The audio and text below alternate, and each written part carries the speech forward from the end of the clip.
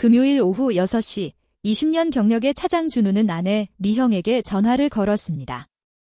오늘 야근이 불가피하다는 사실을 알리기 위함이었죠. 수화기 너머로 들려온 아내의 밝은 웃음소리는 남편의 목소리를 들어서가 아니었습니다. 미형은 준우의 야근 소식을 듣자 오히려 반색했습니다. 야근한다고? 잘 됐네.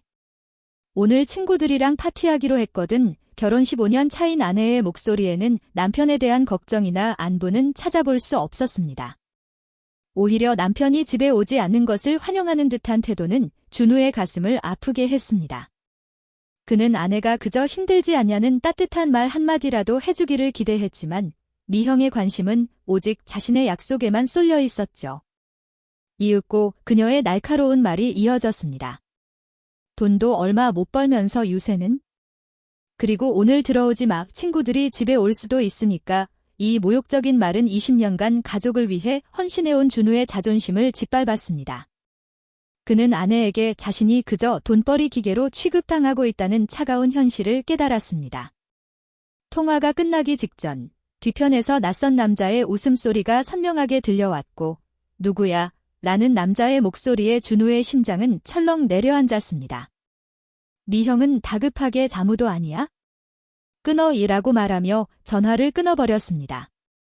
준우는 휴대폰을 내려다보며 씁쓸하게 웃었습니다. 집에서는 언제나 돈 이야기뿐이었고 자신의 감정이나 고통은 안중에도 없는 아내와의 관계 속에서 그는 자신이 과연 이렇게 살아가는 것이 맞는 것인지 깊은 회의에 빠졌습니다. 밤 9시 회사에는 준우와 49살의 수진 부장만이 남아 있었습니다. 25년 경력에 뛰어난 커리어우먼인 수진은 평소 완벽주의자로 통했으며 부하 직원들에게는 다소 차갑고 업무적인 태도로 알려져 있었습니다. 하지만 이날의 수진은 평소와 달랐습니다. 그녀는 준우에게 따뜻한 커피를 건네며 부드럽게 말을 건넸습니다. 고생하세요. 힘드시죠? 저녁 못 드셨죠? 예상치 못한 부장의 배려에 준우는 가슴이 따뜻해지는 것을 느꼈습니다. 늘 차갑고 업무적이었던 상사의 이런 모습은 처음이었습니다. 준우가 당황하며 괜찮습니다.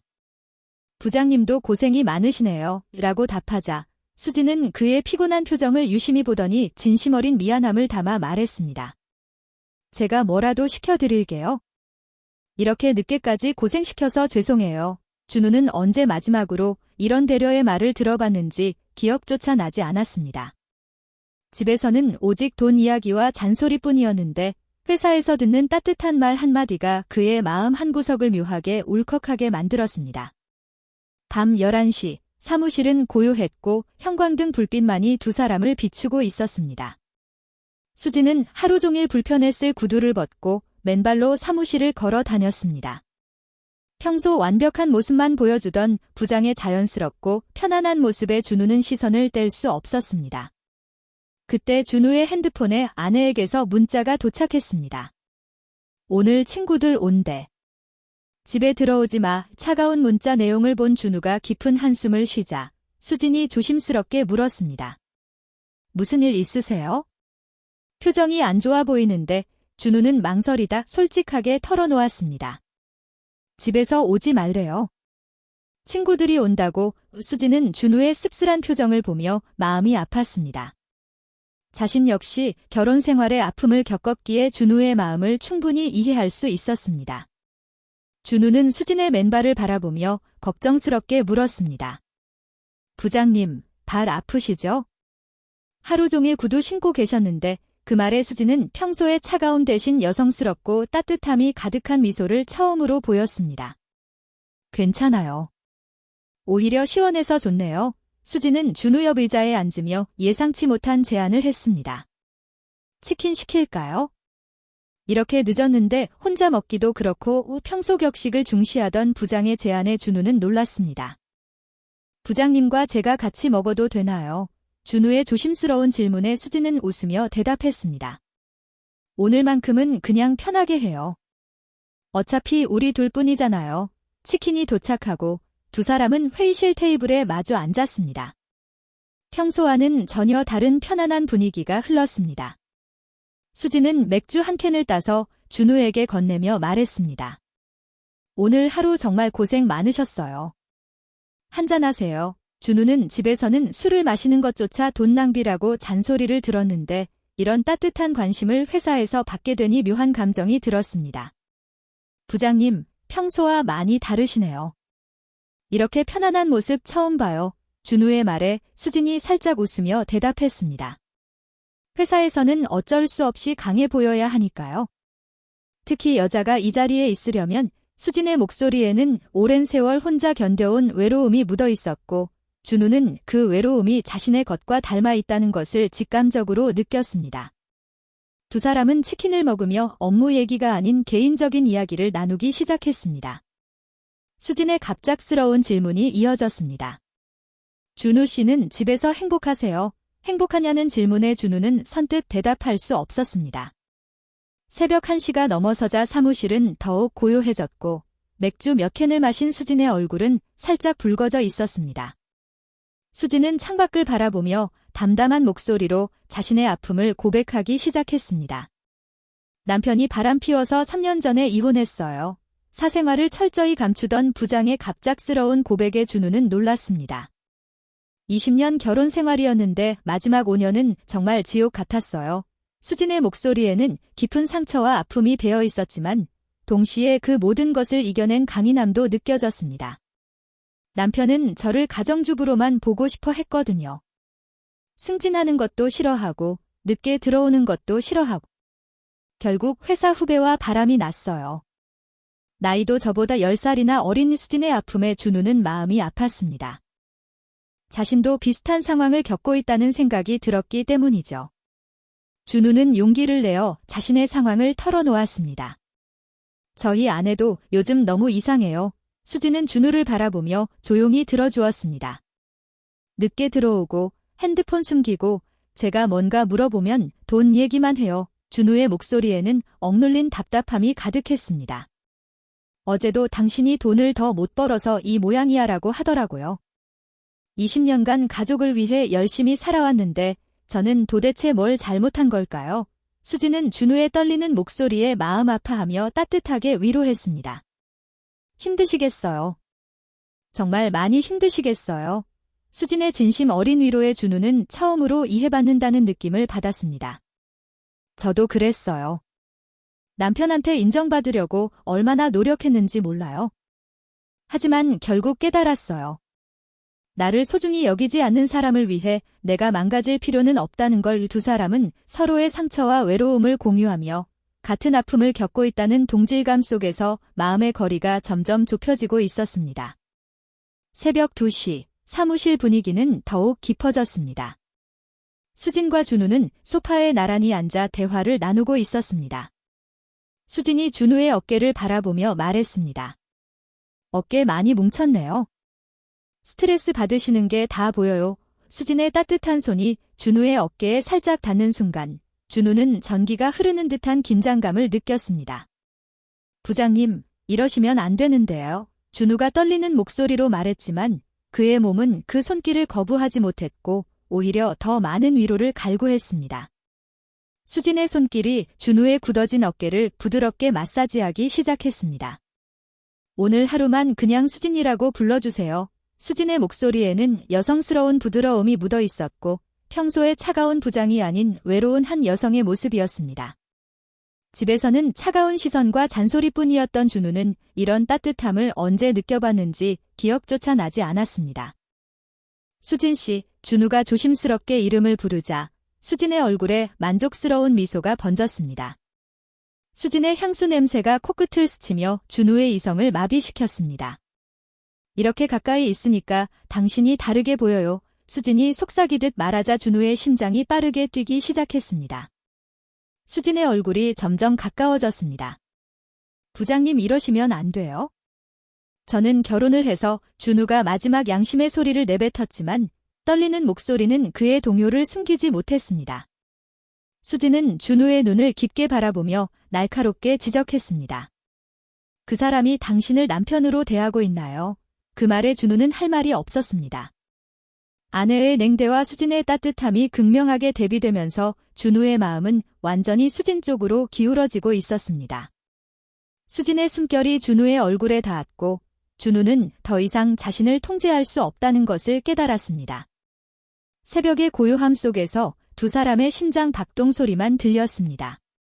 수진의 손이 준우의 가슴에 살짝 올려지자 준우는 온몸에 전율이 흐르는 것을 느꼈습니다. 바로 그때 준우의 핸드폰에 아내에게서 충격적인 문자가 도착했습니다. 준우가 문자를 확인하는 순간 얼굴이 창백해졌습니다. 자기야, 남편은 야근한다고 하니까 우리 편하게 만나자. 호텔에서 기다릴게. 사랑해, 다른 남자에게 보낼 문자가 실수로 준우에게 온 것이었습니다. 준우의 손이 떨리기 시작했습니다. 수진이 준우의 변화를 눈치채고 물었습니다. 무슨 일이에요?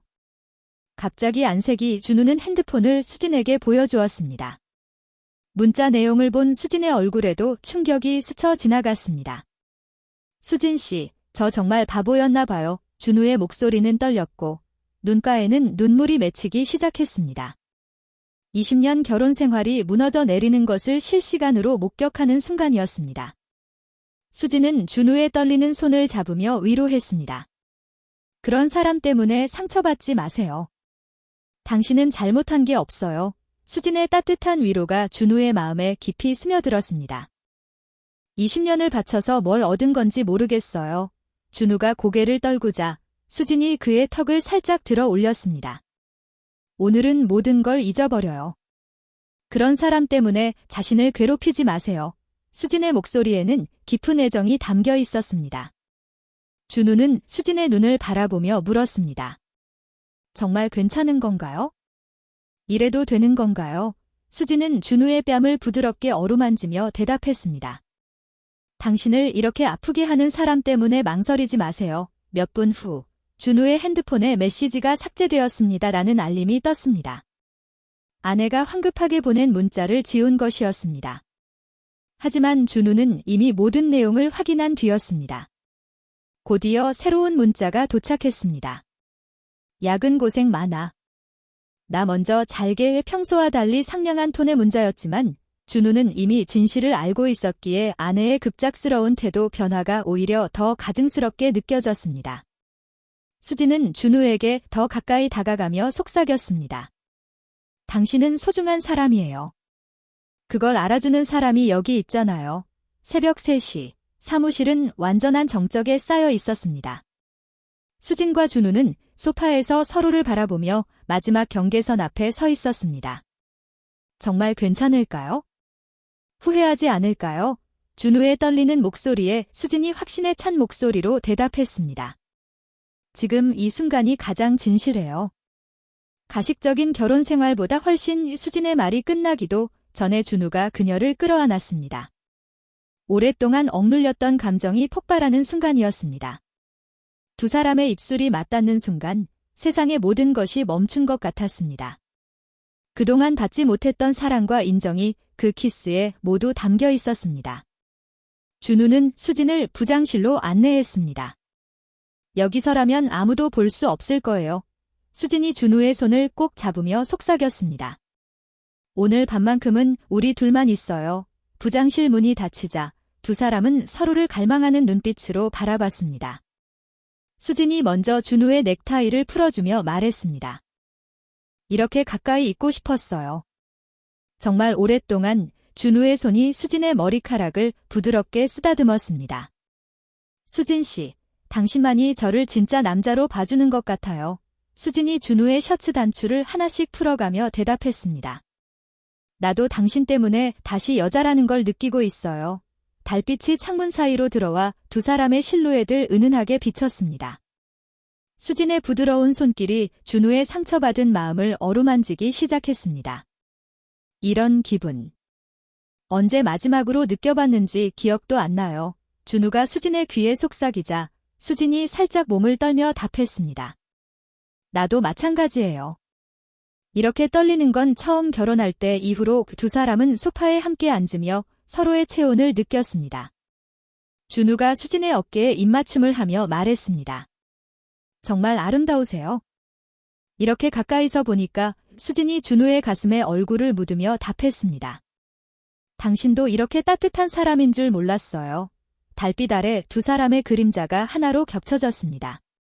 오랜 외로움과 상처가 서로의 사랑으로 치유되는 밤이었습니다. 그들의 사랑은 천천히 그리고 간절하게 이어졌습니다. 서로의 외로움이 온기로 전해지던 밤이었습니다. 수진이 준우의 목에 얼굴을 묻으며 떨리는 목소리로 속삭였습니다. 천천히 해주세요. 너무 오랜만이라 준우가 수진의 머리카락을 쓰다듬으며 부드럽게 답했습니다. 무리하지 마세요.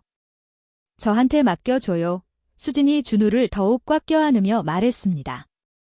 이렇게 느끼고 싶었어요. 정말 간절했어요. 준우의 호흡이 점점 거칠어지자 수진이 그의 귀에 속삭였습니다. 좀 더 깊이 준우가 수진의 이름을 부르며 말했습니다.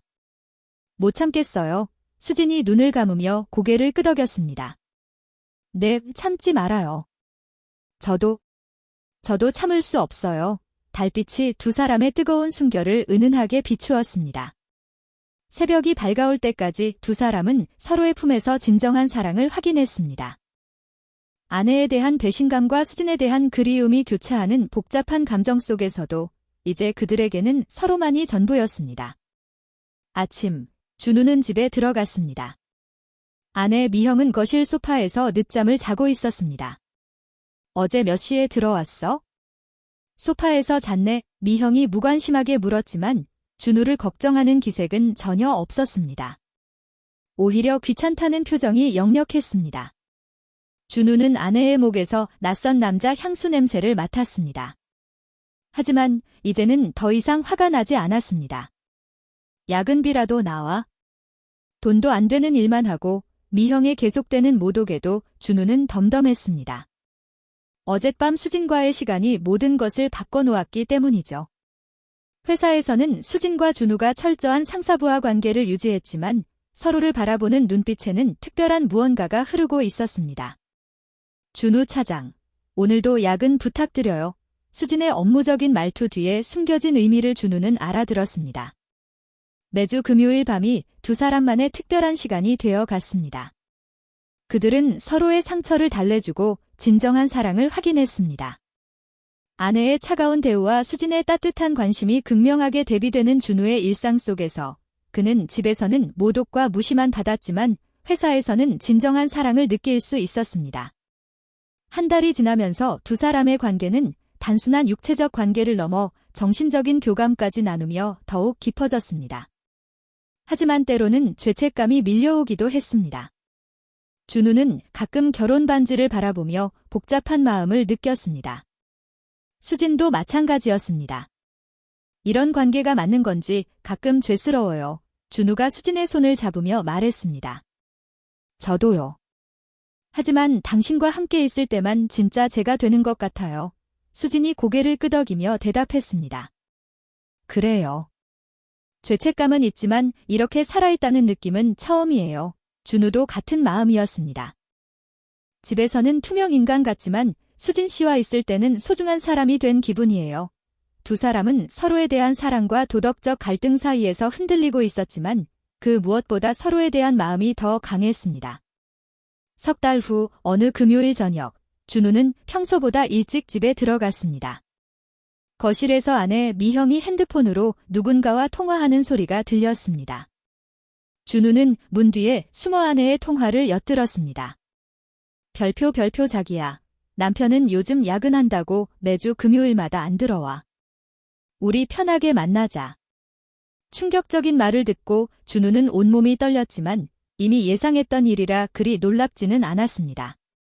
이번 주말에는 호텔에서 하룻밤 지내자. 어차피 남편은 모르니까 미형의 뻔뻔한 말을 들으며 준우는 복잡한 감정에 휩싸였습니다. 분노와 함께 자신에 대한 죄책감도 밀려왔습니다. 자신도 수진과 관계를 맺고 있는 상황에서 아내를 비난할 자격이 있는지 의문이 들었지만 동시에 아내의 뻔뻔한 태도가 너무나 기가 막혔습니다. 나는 적어도 죄책감이라도 느끼는데 저 사람은 아무렇지도 않네. 준우는 자신과 아내의 차이를 느꼈습니다. 자신은 수진과의 관계에서도 늘 미안함과 갈등을 느꼈지만 아내는 아무런 양심의 가책도 없어 보였습니다. 더 이상 최소한의 도덕적 기준마저 무너진 이런 결혼 생활을 유지할 이유가 없다고 생각했습니다. 다음 날 회사에서 수진이 심각한 표정으로 준우를 불렀습니다. 준우 씨, 다른 지사로 발령이 날 것 같아요. 본사에서 연락이 왔어요. 갑작스러운 소식에 준우는 큰 충격을 받았습니다. 수진이 없는 회사 생활을 상상할 수 없었습니다. 언제쯤 발령이 나는 건가요? 준우의 떨리는 목소리에 수진이 대답했습니다. 다음 달 말까지는 확정될 것 같아요. 그날 밤 두 사람은 앞으로의 관계에 대해서 진지하게 고민해야 할 시점이 왔음을 깨달았습니다. 일주일 후, 준우는 아내 미형과 마주 앉아 단호한 말을 꺼냈습니다. 우리 이혼해. 준우의 말에 미형은 놀란 표정을 지었습니다. 갑자기 왜 그래? 무슨 일 있어? 미형은 자신의 불륜이 들켰다고 생각하지 못하고 있었습니다. 당신이 다른 남자와 만나는 거 다 알고 있어. 준우의 말에 미형의 얼굴이 창백해졌습니다. 그건 어떻대? 미형이 당황하며 변명하려 했지만 준우는 더 이상 들을 마음이 없었습니다. 이혼 서류 이미 준비했어? 위자료는 포기할 테니까 깔끔하게 정리해. 그날 밤 준우는 수진에게 모든 것을 털어놓았습니다. 이제 정말 끝내기로 했어요. 이혼 절차를 밟고 있어요. 수진이 준우의 손을 잡으며 말했습니다. 혼자서 결정하기 힘들었을 텐데 많이 고민했죠. 준우가 고개를 끄덕이며 대답했습니다. 수진 씨만이 저를 진짜 남자로 봐주는 것 같아요. 당신과 함께라면 새로운 인생을 시작할 수 있을 것 같아요. 수진의 눈에 눈물이 맺혔습니다. 나도 당신 때문에 다시 사랑을 믿게 되었어요. 두 사람은 서로를 껴안으며 미래에 대한 약속을 했습니다. 발령이 나더라도 우리 함께 가요. 어디든 상관없어요. 준우의 말에 수진이 웃으며 대답했습니다. 그래요. 이제 우리가 진짜 가족이에요. 반년 후, 준우와 수진은 부산지사에서 새로운 인생을 시작했습니다.